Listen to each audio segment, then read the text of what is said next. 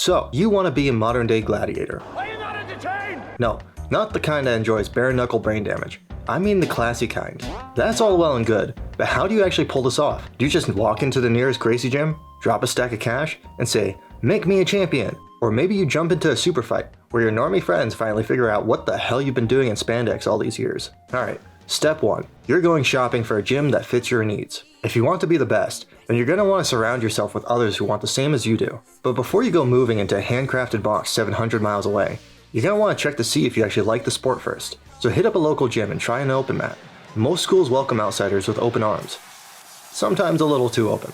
Just let them know that you're new and remember your new safe word. My safe word is pineapple juice. Get that? No. I mean tap. Jesus. Don't be afraid to yell it loud and proud. Your ego might hate it, but your joints will thank you.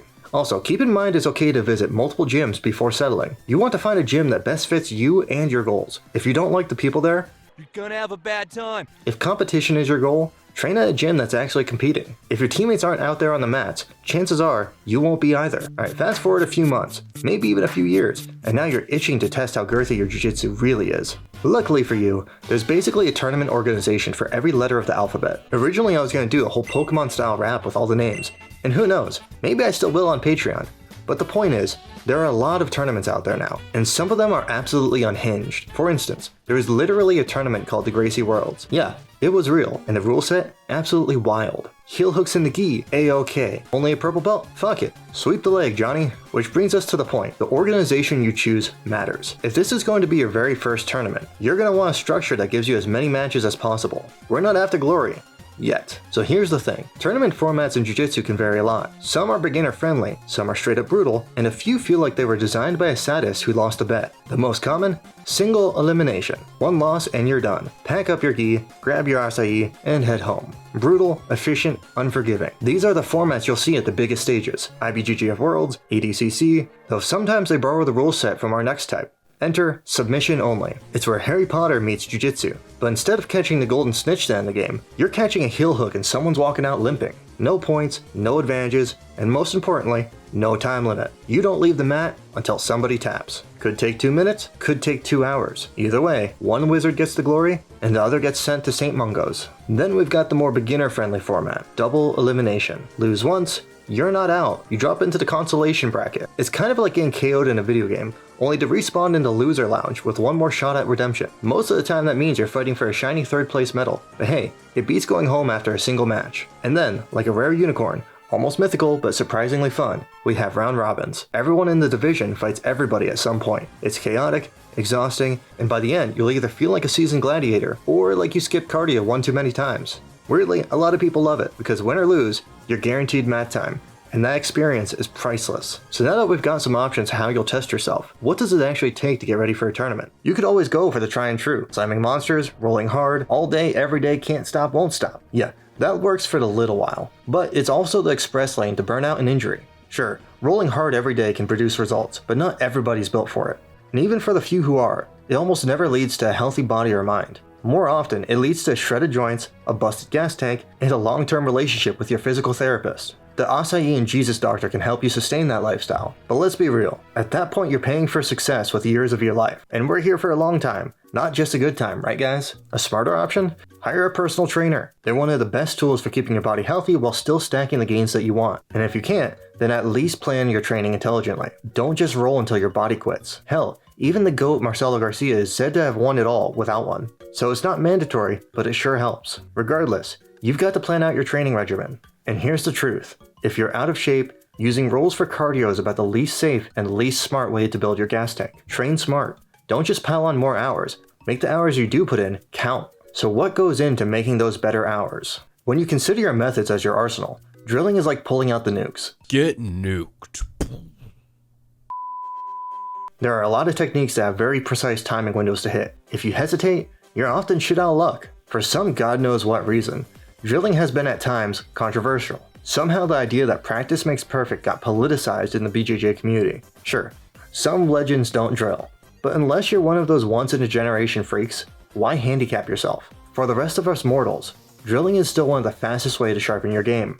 And the best part? Drilling isn't just one thing. There are actually a bunch of different styles of drilling, each with their own purpose. Hell, just focusing on hitting one series or submission while rolling can be considered a form of drilling. So if you want to be the maker of the highlight reel rather than the victim, take a few hours a week to sharpen your best weapons. You want your sharpest knife to be able to cut through anything. Now what happens when your technique is on point but your cardio sucks?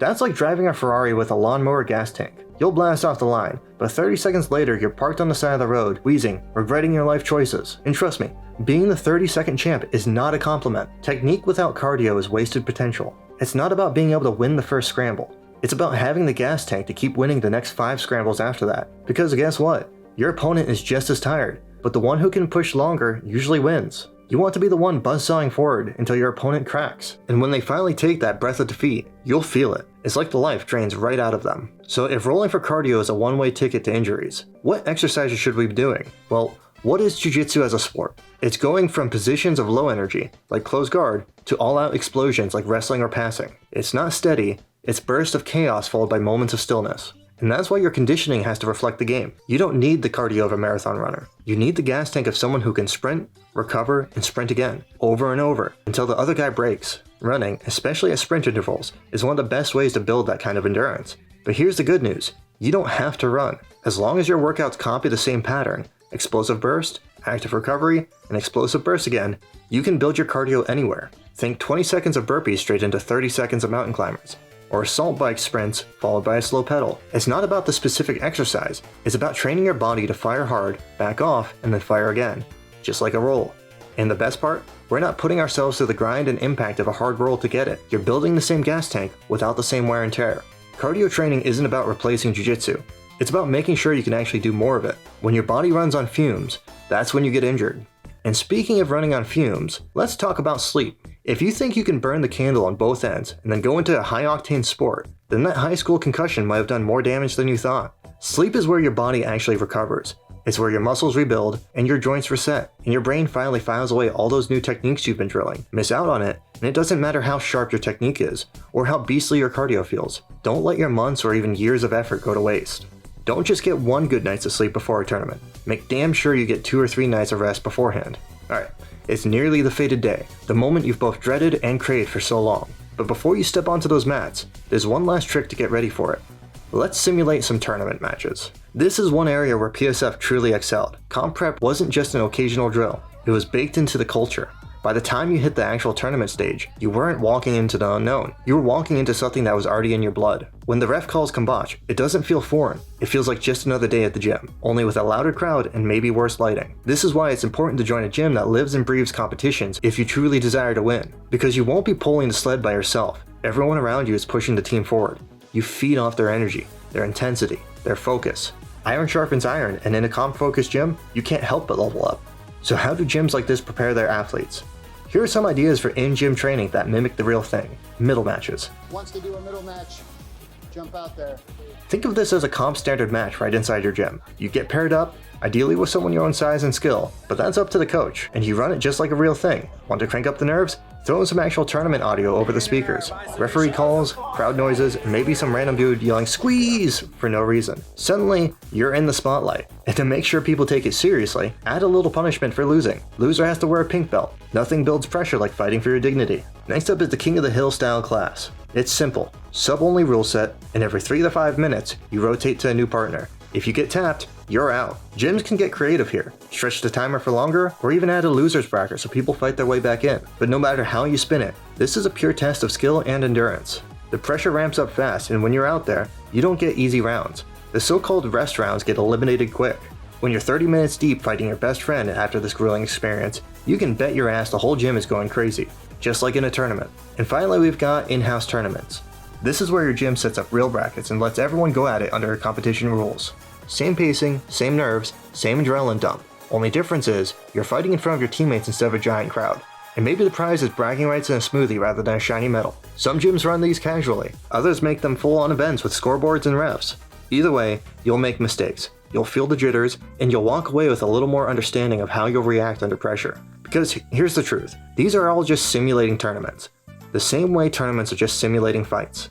Each one has its own unique pressure, And as the stakes rise, so does the weight of that pressure. If you want to become a seasoned competitor, you have to compete. Everything helps: drilling, cardio, simulations, but competing is its own skill set. You only sharpen it by stepping onto the stage again and again. Just remember, while we try to optimize everything, we'll never be perfect, but that's not the point. The point is progress. By showing up, by pushing through, we continuously break barriers and reach higher, and maybe, hopefully, beat some fucking ass in a tournament. Alright guys, that's it for this video. If you guys want to support this style of content, you can like and subscribe, or even leave a comment down below. Or you can find me on my Patreon. Remember what I said?